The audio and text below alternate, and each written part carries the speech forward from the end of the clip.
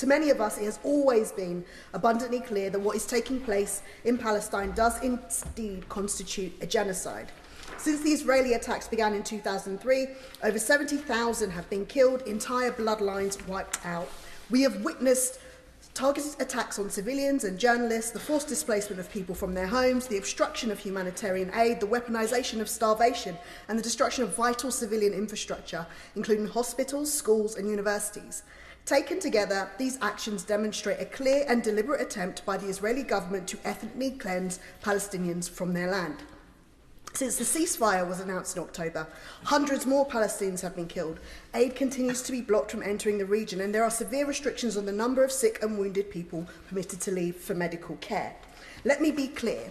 Even if Israel had fully complied with the ceasefire agreement, and even if they were to cease all attacks today and allow the unconditional flow of aid into Gaza, none of this would undo the suffering already inflicted on the Palestinian people, nor negate the fact that what has taken place constitutes a genocide. It is vital that we use the correct language. History will not describe what is unfolding in Palestine as a war or an invasion or just an occupation. It will describe it as a genocide. The questions future historians will ask are why the international community failed to recognise it and why we did nothing to stop it. There is a growing body of evidence and a clear consensus among UN experts, human rights organisations and genocide scholars that Israel has committed and continues to commit acts of genocide.